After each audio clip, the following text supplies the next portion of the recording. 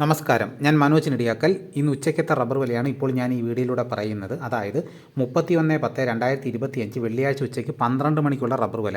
എന്നാൽ നമുക്ക് ഒട്ടും സമയങ്ങളെ നമുക്ക് ഉച്ചയ്ക്കത്തെ റബ്ബർ വില നോക്കാം. രാവിലെ റബ്ബർ വില കച്ചവടം ആരംഭിച്ചത് RSS 4 ഒരു കിലോയ്ക്ക് 188 രൂപ 50 പൈസയ്ക്കും RSS 5 ഒരു കിലോയ്ക്ക് 184 രൂപ 50 പൈസയ്ക്കുമായിരുന്നു. പിന്നെ അതിനുശേഷം വന്ന വില നോക്കാം. റബ്ബർ വില കോട്ടയം ഇപ്പോൾ വില കുറഞ്ഞിരിക്കുന്നതായിട്ടാണ് കാണിക്കുന്നത്.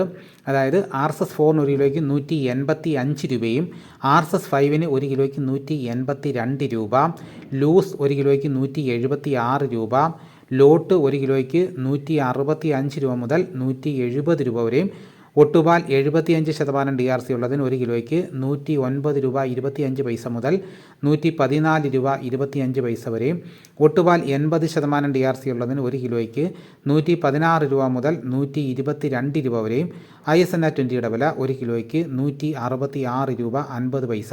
ഇതാണ് കോട്ടയത്ത് നടക്കുന്ന വില. ഇനി നമുക്ക് കൊച്ചിയിൽ നടക്കുന്ന വില നോക്കാം. RSS 4 ഒരു കിലോയ്ക്ക് 185 രൂപ, RSS 5 ഒരു കിലോയ്ക്ക് 182 രൂപ. ഇതാണ് കൊച്ചിയിലെ വില. ഇനിയിപ്പോൾ നടക്കുന്ന ലാറ്റക്സിൻ്റെ വ്യാപാരി വില നോക്കാം. ഫീൽഡ് ലാറ്റക്സ് 168 രൂപ, 25% DRC ഉള്ള 200 ലിറ്റർ ബാരലിന് 8400 രൂപ, 30% DRC ഉള്ള 200 ലിറ്റർ ബാരലിന് 10080 രൂപ, 35% DRC ഉള്ള 200 ലിറ്റർ ബാരലിന് 11760 രൂപ. ഇനിയിപ്പോൾ ഉച്ചയ്ക്ക് നടക്കുന്ന കുരുമുളകിൻ്റെ വില നോക്കാം. കുരുമുളക് ഗാർബിൾഡ് ഒരു കിലോയ്ക്ക് 713 രൂപ, കുരുമുളക് അൺഗാർബിൾഡ് ഒരു കിലോയ്ക്ക് 693 രൂപ, കുരുമുളക് പുതിയത് ഒരു കിലോയ്ക്ക് 683 രൂപ. ഇനി നമുക്ക് സ്വർണ്ണ വില നോക്കാം. സ്വർണ്ണ വില നോക്കിക്കഴിഞ്ഞാൽ സ്വർണ്ണത്തിന് ഇന്ന് വില കുതിച്ച് കയറിയിരിക്കുകയാണ്. അതായത് ഇന്നലെ ഉച്ചയ്ക്കത്തെ വിലയും ഇന്ന് ഉച്ചയ്ക്കത്തെ വിലയും തമ്മിൽ നോക്കുമ്പോൾ 1600 രൂപയാണ് ഒരു പവൻ്റെ പുറത്ത് കൂടിയിരിക്കുന്നത്. അതായത് 8 ഗ്രാം ഒരു പവന് 89,960 രൂപയും 1 ഗ്രാം സ്വർണ്ണത്തിൻ്റെ വില 11,245 രൂപ.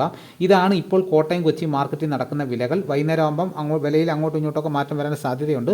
ഇതോടുകൂടി വീഡിയോ ഇവിടെ പൂർണ്ണമാകുന്നു. വിലകൾ കൃത്യമായി ലഭിക്കാൻ ചാനൽ സബ്സ്ക്രൈബ് ചെയ്യാത്തവർ ചാനൽ സബ്സ്ക്രൈബ് ചെയ്ത് നോക്കുകയാണെങ്കിൽ കൃത്യമായി വിലകൾ ലഭിക്കുന്നതായിരിക്കും. മറ്റൊരു വീഡിയോയുമായി ഉടൻ ഞാൻ എത്തും. എല്ലാവർക്കും എൻ്റെ നന്ദി.